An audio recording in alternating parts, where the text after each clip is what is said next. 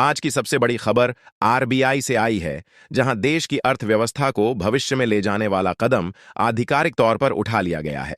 जी हां, अब आपकी जेब में रखे रुपयों की दुनिया बदलेगी, क्योंकि आरबीआई ने पेश कर दिया है भारत का डिजिटल रुपया।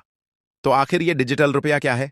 क्या ये यूपीआई जैसा ही सिस्टम है, या फिर ये नोटों की जगह लेने वाला नया पैसा है? चलिए, आपको आसान भाषा में समझाते हैं। रिजर्व बैंक ऑफ इंडिया यानी आरबीआई ने डिजिटल रुपया या ई रुपया को शुरू किया है। ये एक सेंट्रल बैंक डिजिटल करेंसी है, सीबीडीसी है। मतलब ये देश का आधिकारिक मुद्रा रूप है, जिसे सिर्फ आरबीआई जारी करेगा। अभी तक हम डिजिटल पेमेंट्स जैसे यूपीआई, पेटीएम या गूगल पे के जरिए पैसा ट्रांसफर करते हैं, लेकिन असल में वो रुपया बैंक अकाउंट से दूसरे बैंक अकाउंट में जाता है। लेकिन डिजिटल रुपया कुछ अलग है, क्योंकि इसमें बैंक बिचौलिया नहीं होगा। ये एक डिजिटल नोट होगा, बिल्कुल वैसे ही जैसे 500 या 2000 का नोट आपके पास होता है। बस फर्क इतना कि अब वो मोबाइल में रहेगा। अब सवाल उठता है, हमें इस डिजिटल रुपए की जरूरत ही क्यों पड़ी?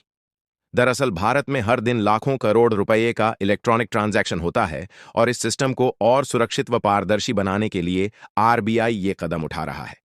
इससे नकली नोट की समस्या खत्म होगी, कैश छापने का खर्च घटेगा और ट्रांजैक्शन ट्रैक करना आसान होगा। लेकिन हर सिक्के के दो पहलू होते हैं।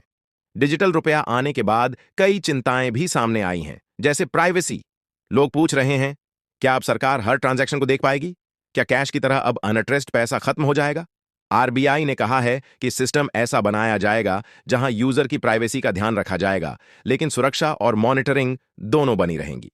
फिलहाल डिजिटल रुपया अब भी कई प्रमुख शहरों में पायलट प्रोजेक्ट के तौर पर इस्तेमाल किया जा रहा है, जैसे मुंबई, दिल्ली, बेंगलुरु और भोपाल। धीरे धीरे इसे पूरे देश में रोल आउट किया जाएगा। आरबीआई के मुताबिक आने वाले कुछ महीनों में बैंक ऐप या डिजिटल वॉलेट्स में ई रुपया का विकल्प दिखने लगेगा। आप इससे दुकानों पर भुगतान कर सकेंगे, लोगों को भेज सकेंगे, और सब कुछ सीधे आरबीआई की डिजिटल करेंसी सिस्टम से होगा। लाइक करें, कमेंट में अपना राय जरूर बताइए, और ऐसे ही मुद्दों की इनसाइड न्यूज के लिए चैनल को सब्सक्राइब करें।